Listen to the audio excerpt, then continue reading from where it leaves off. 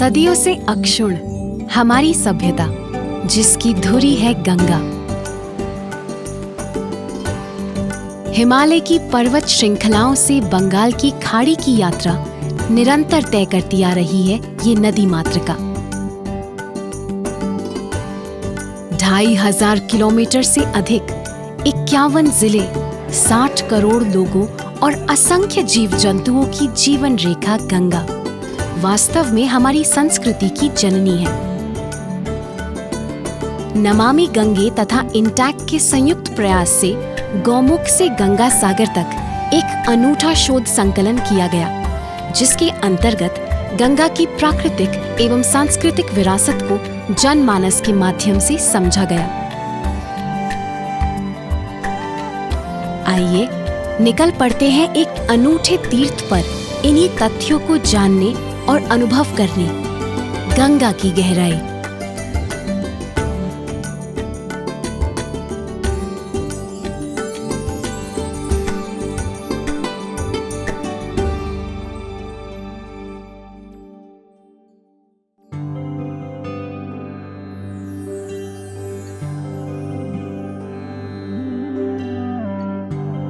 किसी भी सभ्यता के उदय में नदियों का अमूल्य योगदान होता है। भारत में गंगा नदी के तट पर कृषि, व्यापार और उद्योगों का उदय हुआ। लेकिन जैसे ही विश्व में औद्योगिक क्रांति ने दस्तक दी, भारत की समृद्धि से आकर्षित हो विदेशी शक्तियों ने इसी जलमार्ग से भारत में घुसपैठ आरंभ कर दी। सदियों गुलामी में बिताने के बाद इसी नदी के तटों से स्वतंत्रता के स्वर उठे। हम सभी जानते हैं कि गंगा संसार का कल्याण करने के लिए आकाश से अवतरित हुई।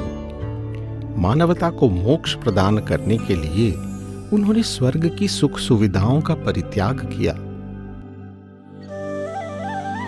गंगा के उद्गम क्षेत्र गंगोत्री में इसी स्थान पर भगीरथ ऋषि ने सदियों तक तपस्या की और गंगा से पृथ्वी पर आकर उनके पूर्वजों को मोक्ष प्रदान करने का आग्रह किया। जैसे भगीरथ ने अपने पूर्वजों की आत्मा को शांति प्रदान करने का संकल्प लिया, वैसे ही हम भी किसी पुण्य कार्य को आरंभ करते हुए अंजलि में गंगा जल लेकर संकल्प करते हैं। ऋषि भगीरथ के गंगा अवतरित करने के संकल्प को इसकी जल धारा से बहुत दूर 7वीं शताब्दी में दक्षिण के पल्लव राजाओं के संरक्षण में पत्थर पर उकेरा गया। सागर किनारे महाबलीपुरम का यह वृहद दृश्य दर्शाता है कि कैसे भगीरथ ने वृक्षासन लगा, कठोर तप किया और गंगा को पृथ्वी पर लाने में सफलता पाई। आज भी गंगा के पृथ्वी पर अवतरित होने को गंगा दशहरा के रूप में मनाया जाता है, जब भारत की सभी नदियां, तालाब और पोखर गंगा ही बन जाते हैं।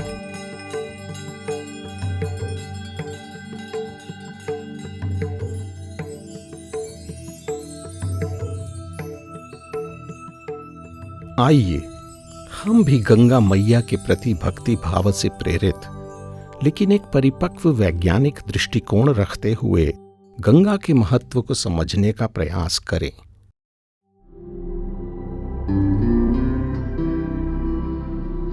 गर्ग संहिता हमें बताती है कि एक दिन नारद मुनि पृथ्वी के भ्रमण पर निकले।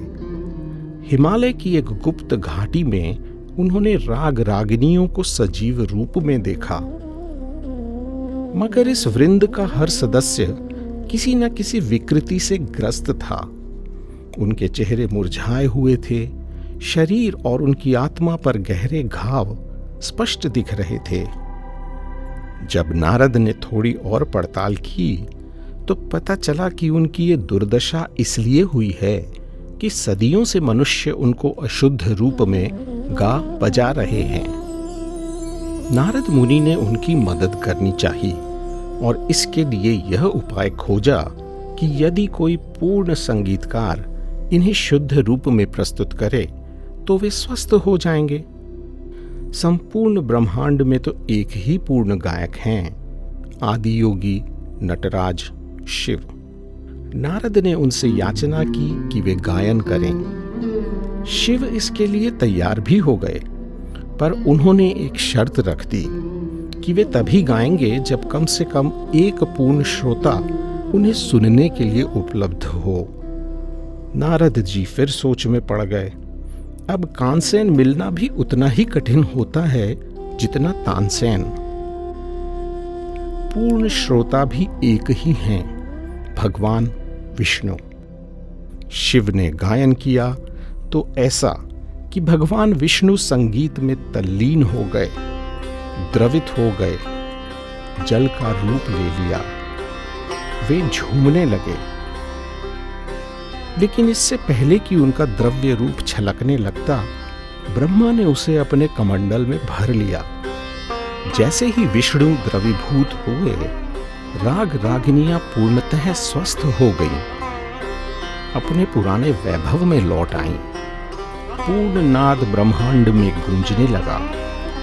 वो पवित्र जल जो शिव के गायन से उत्पन्न विष्णु का द्रव्य रूप था, ब्रह्मा जी ने स्वर्ग लोक में प्रवाहित कर दिया। यही दिव्य जल गंगा कहलाया। भवानी मैया जय हो गंगा महारानी। भवानी मैया जय हो गंगा महारानी। गंगा घाट पे जो कोई नहाए, गंगा घाट पे जो कोई नहाए, पाप हरे गंगा मैया, पाप हरे गंगा मैया।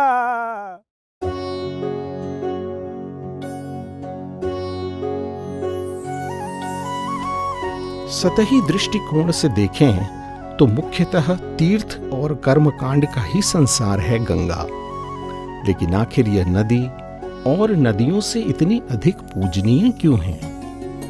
हमें पृथ्वी पर तो गंगा का जल रूप दिखता है, लेकिन हम बंगाल की खाड़ी से होते हुए पूरे भारतवर्ष को मॉनसून की बौछारों में नहलाने वाले मौसम तंत्र को भूल जाते हैं। इसे हमारे पूर्वजों ने सरल भाषा में आकाश गंगा का नाम दिया।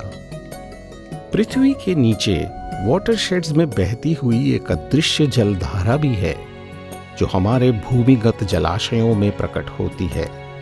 वो पाताल गंगा ही तो है। तभी तो हम गंगा को त्रिपथ गामिनी कहते हैं। गंगा के पृथ्वी पर आने के प्रसंगों में सबसे दिलचस्प प्रसंग गंगा के वेग से जुड़ा हुआ है। जब गंगा पृथ्वी पर आने को तैयार हो गई, तो देवगण इस चिंता में पड़ गए कि गंगा के तेज बहाव से कहीं पूरी मानवता ही नष्ट ना हो जाए। तब भगवान शिव से यह आग्रह किया गया कि वो गंगा को अपनी जटाओं में धारण कर उसके वेग को रोकें। शिव की जटाएं हिमालय पर्वत के ये वन ही हैं जो आकाश गंगा की धारा को अपनी जड़ों में समेटे रखते हैं।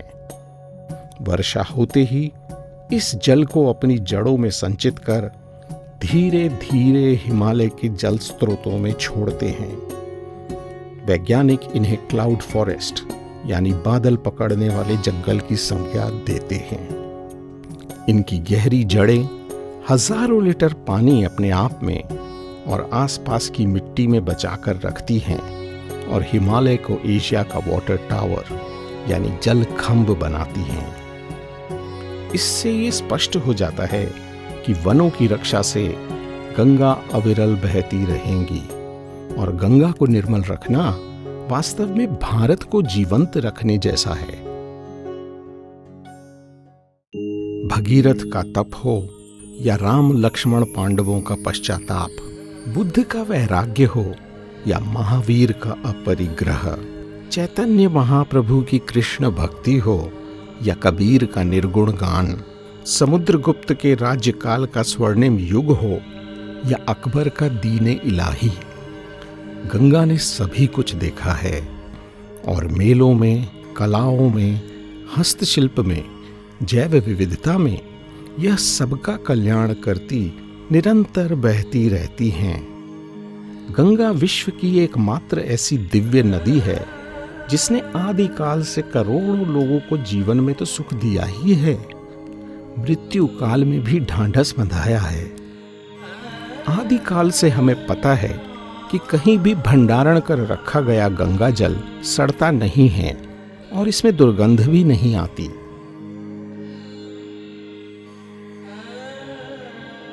भूवैज्ञानिक मानते हैं कि हिमालय की युवा पर्वत श्रृंखला नए ग्रेनाइट के पत्थरों से बनी है। जब कार्बन से भरी मॉनसून की बरसात इन ग्रेनाइट की विशाल चट्टानों पर पड़ती है तो जल और पत्थर की रगड़ और आपसी प्रतिक्रिया से कई ऐसे कोलॉइडल पदार्थ उत्पन्न होते हैं जो पानी में जीवाणु तथा एल्गी रोधी होते हैं। इसलिए गंगा जल हमेशा शुद्ध ही रहता है। वैज्ञानिक हमें यह भी बताते हैं कि गंगा एकमात्र ऐसी नदी है जो पूरे विश्व का लगभग 22% कार्बन एकत्र कर बंगाल की खाड़ी के विशालकाय दर्रों की गहराई में गाड़ रही है। ये दर्रे इतने गहरे हैं कि आज तक इनके नक्शे भी नहीं बनाए जा सके।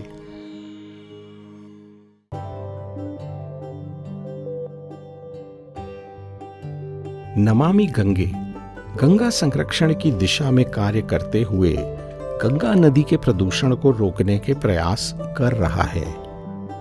गंगा और इसकी सहायक नदियों की जलधारा में सही मात्रा और वेग से जल प्रवाह निश्चित करने के प्रयास भी किए जा रहे हैं जिससे नदी स्वस्थ रहे।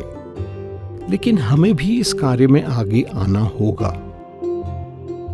आखिर हम सबके अंदर भी एक भगीरथ छुपा हुआ है। आइए अपने अंदर के भगीरथ को पहचानें, संकल्प लें और नदी मातृका के लिए जो कुछ संभव हो करने के लिए आगे आएं। जय मां गंगे। देवी सुरेश्वरी भगवती गंगे, त्रिभुवन तारिणी तरल तरंगे,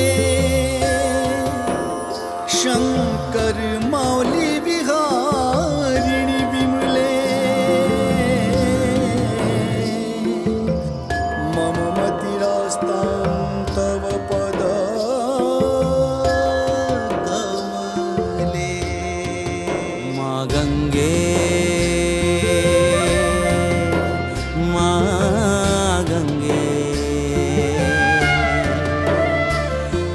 गंगे